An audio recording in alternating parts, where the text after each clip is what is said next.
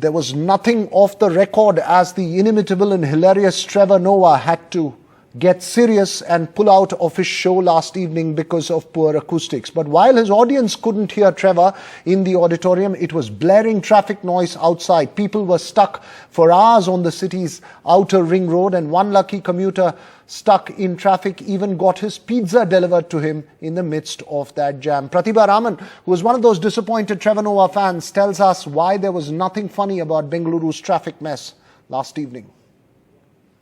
An enormous traffic jam on the city's outer ring road exposed Bengaluru's world-famous traffic mess yet again. The infamous outer ring road of the city was clogged. People stuck for hours. And one stranded Bengalurian even ordered a pizza online and got it delivered at the spot where he was stuck for hours. We're geniuses, guys. State's Home Minister says a long weekend ahead led to a huge number of vehicles on the road. The usual 2 lakh odd vehicles became 3 lakhs, leading to the jam. It's a long holiday. People wanted to go home to their natives and all that. The second reason was there was a rain and there is work going on in that ring road. So all put together, there's a huge traffic. But for those who waded through that traffic to get to the venue of the world-famous stand-up comedian Trevor Noah's show, there was a greater disappointment in store. The show simply couldn't go on because of bad acoustics. I'm so upset because I've been waiting for last 2 months for Trevor, and I booked the front row, exactly the front row. I think it was a pretty disappointing experience because, I mean, you don't expect that out of a city like Bangalore, which has such a huge population. The traffic mess and embarrassment soon turned into politics, with the BJP accusing the Congress state government of ignoring Bengaluru. You can't blame our government as such. It's been a process which has been happening, and just till a few months back it was BJP which was ruling this state. Well, it's a miracle that I'm able to cross the road, fortunately today, because yesterday, the same time, it was a nightmare.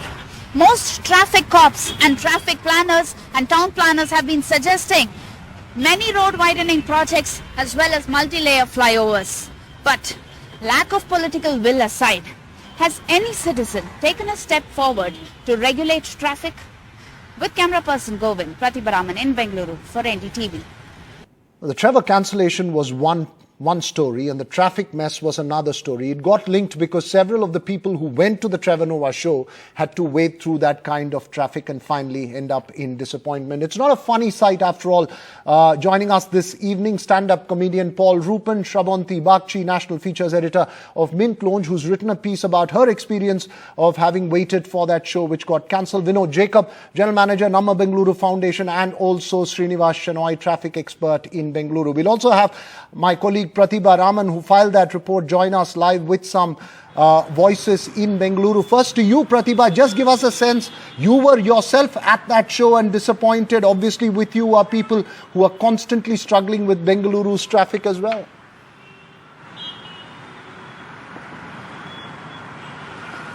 Absolutely, Veera. In fact, let me show you the background here. This is the picture of Bengaluru traffic.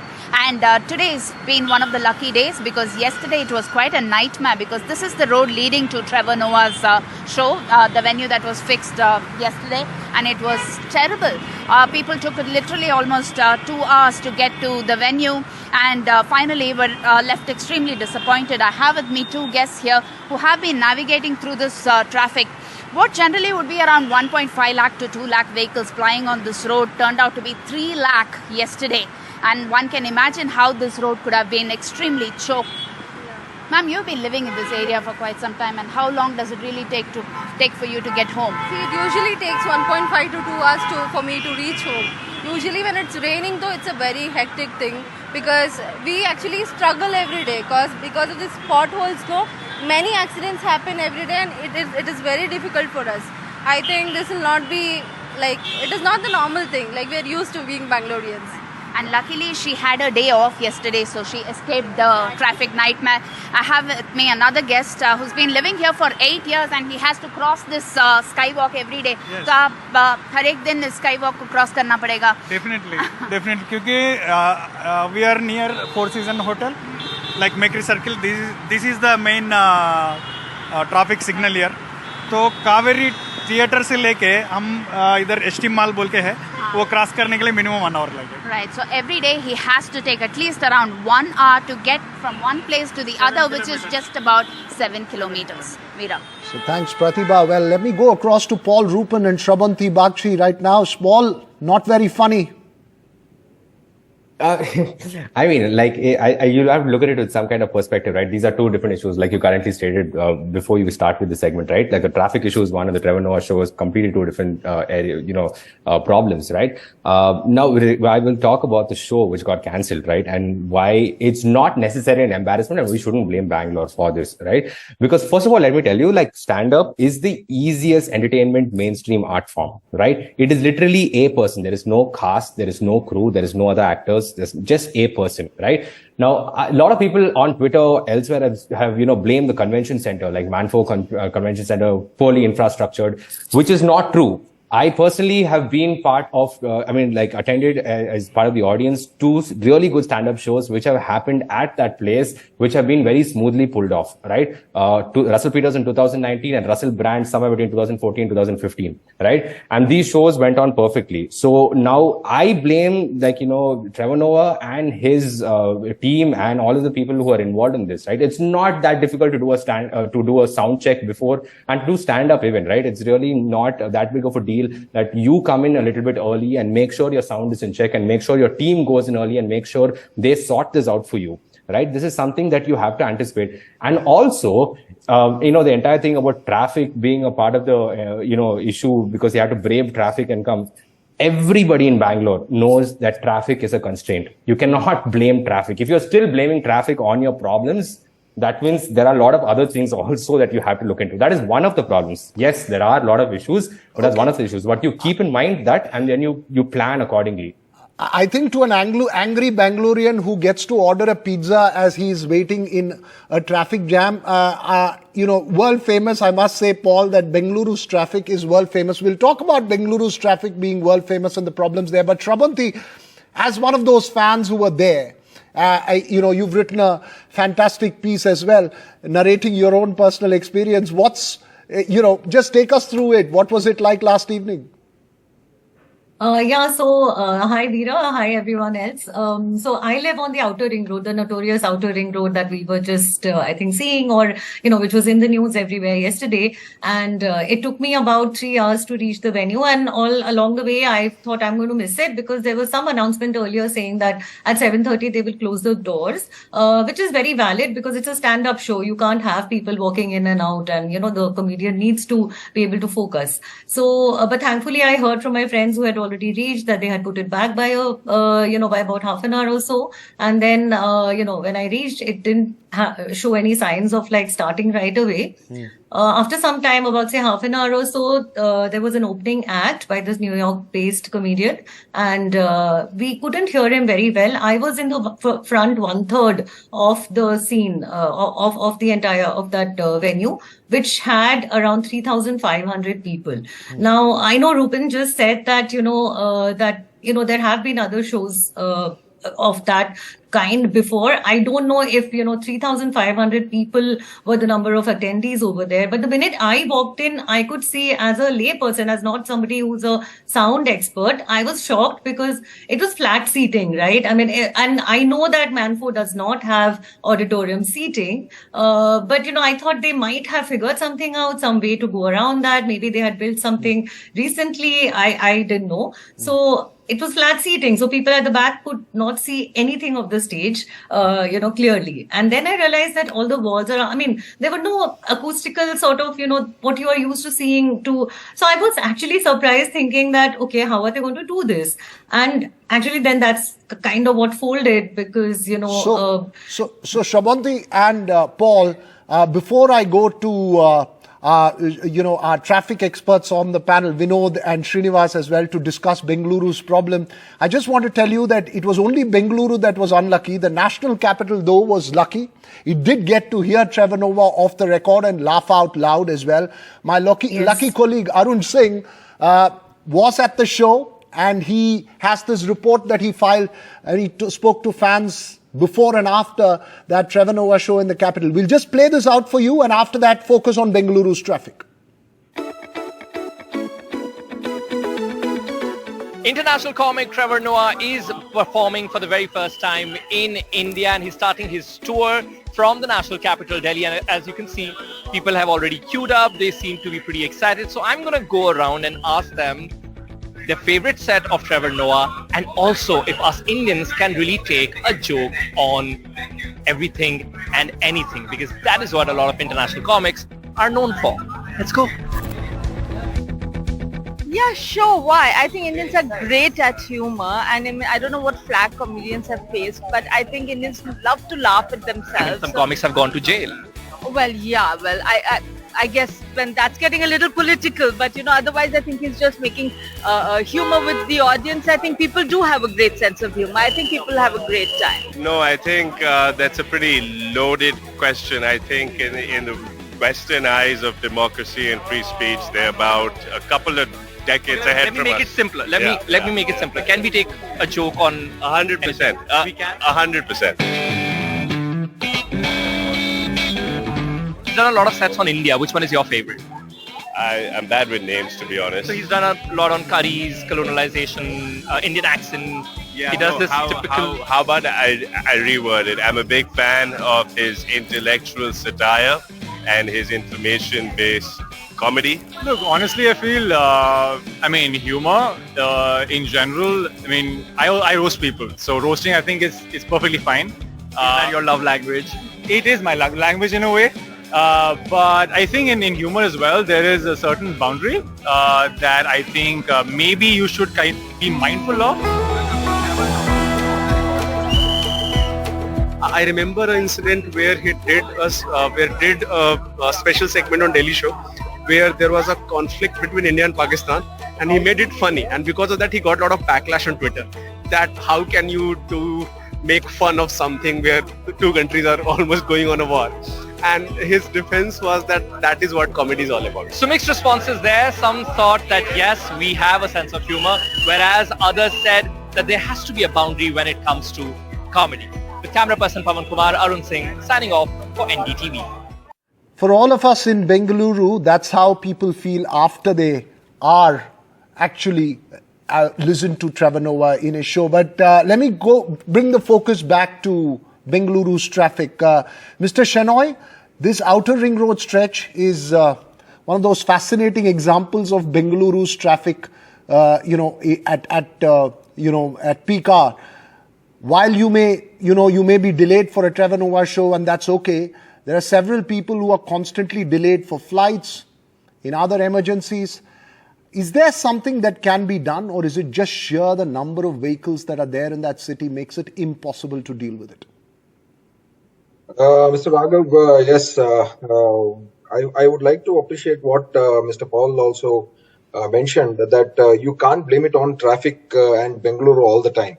Right, we have a situation here. We know that the traffic situation in certain places in Bengaluru is not all that great. We need to be prepared. Okay, what happened yesterday was unfortunate. I'm sure a lot of people might have missed their flights, missed their schedules. Yes, there are various reasons for this. On a normal Wednesday or normal weekday, the traffic on Outer Ring Road perhaps is about 1.5 to 2 lakh vehicles. That's the kind of vehicle population is seen on Outer Ring Road on a normal day. But yesterday was different.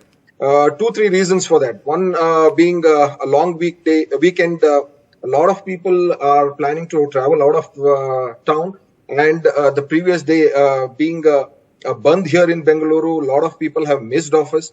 So a lot of them who are working from home wanted to probably reach office, work out of office on one last day of this week, and then perhaps take off until the next Tuesday of next week.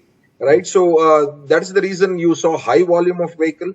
The second thing is there is a metro construction happening on Outer Ring Road. We all are aware of it. Right. I think the employees and the population that is working around this Outer Ring Road also needs to plan their journey well. Like Paul mentioned, yes, there is a situation here. We need to consider the time delays and then plan our journey. Yesterday, our techies could have probably gone on to Google, check the traffic situation on the outer ring road, and then probably spread out the journey from office to their homes back or wherever it was. Right. So these are different things that needs to be planned out and then taken care into. I understand. Agreed that, the defense is agreed. I take Paul's point as well. Don't just single out Bengaluru, don't brand it. But I must tell you, amongst other cities, still Bengaluru seems a little bit more of a difficult task in terms of navigating traffic. Vinod Jacob, would you also believe that no, you cannot stereotype Bengaluru for its traffic mess, or admit that, look, the roads in several places are in a bad shape. When it rains, the number of people coming out is just way too much. The infrastructure is not enough for the number of vehicles that we have on our roads.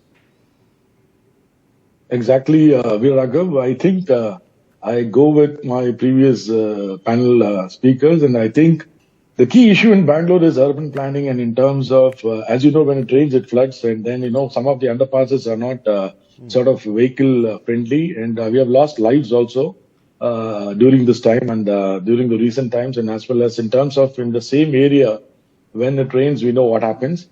Coming to the show and the traffic situation that happened today is purely because of, I think, there has to be a lot of planning when there is an event like this being planned.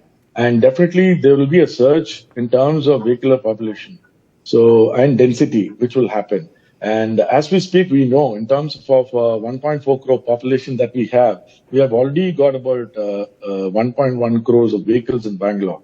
So the paradigm shift, as the Nama Bengaluru Foundation, we have been writing to the traffic department as well as to the BBMP commissioner that the urban planning and in terms of the carriageways, and in terms of all that work that is happening to put in additional force, there is a lot of short staffing with the Bangalore Traffic Police, the BTP, and they are also actually having a lot of manpower shortages, and in which I think the public traffic wardens also come into play. But taking the traffic issue especially in this particular corridor, when you look at the Silk Board to KR Junction, which is 18.8 kilometers, and which should be covered in close to about 1 hour 20 minutes or so, according to, as our friend Mr. Shenoy said, according to Google Maps. But that never happens, or even on a normal day. And yesterday being, for a 3 or a 6 kilometer stretch, people took about 3 hours. Now, this is the paradigm shift that has happened, and this is basically because of two things. I think this entire corridor, as you look from the Silk Board to the KR Junction, and there is an employee staff of about 6.42 lakh people work in this particular corridor. If you take two key places, there's Eco World and Eco Space. Now, in this place itself, there is about 2.5 lakh people, employees, and there is about 1.6 lakh vehicles in these particular offices. I think there is a key important issue of addressing the public transport issue in Bangalore, and I think most of them should use the public transport, and I think you will reach faster in the metro rather than, take your car along, and you'll be only a single person in a car. Whereas, when you have a public transport vehicle like a BMTC or metro, or in the fact the suburban rail, you will be able to move, people rather than move vehicles. No, I agree with you. There are far greater issues that are in store rather than just not being able to attend a stand-up show. But just bringing back to the focus on that disappointed Paul Rupin, perhaps Bengaluru's traffic, as you pointed out, is not restricted only to that city. But what about Trevor Noah? You think he should come back? I think he should come back, but he should fire his entire team and then come back with a new team. Okay. Right? Because I think this is a completely avoidable situation. Speak to other comedians who have done that venue, like Russell Peters has done that venue, right? And has sold that place out. And to counter my other panelist's point, it was more than 3,500 people, right? So just speak to it, replan it, and work with a better team and organize it better. That's it, right? And my last word to you, Shravanti.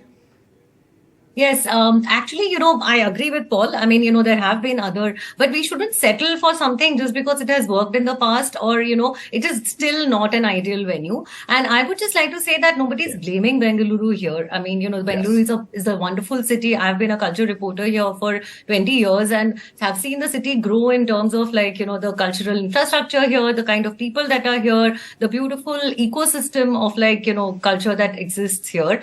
We do lack a great auditorium which can host over 5,000 people, and I think that should be important because a city not only grows in terms of traffic or number of people, it has to grow organically as a culture, as that is what makes great cities. And if we want Bangalore to shine on the world map, we can't not focus on that as well. And Shravanti, I haven't heard of any story of somebody getting a pizza delivered while stuck in traffic. Oh, that was a flex. That was definitely a flex. That's possibly the icing or the pizza on the cake. That wouldn't have happened without Instagram. See, our apps work. Swiggy is the Bengaluru app. And, it did its job. I trust Mr. Srinivas Shenoy will also find solutions, as the Bengaluru Traffic Police is constantly trying to find solutions to that traffic mess, and perhaps Trevor Noah will find a solution to the audio mess that happened last evening in his show. Thank you all for joining us. Obviously, several fans disappointed there as they couldn't hear Trevor off the record.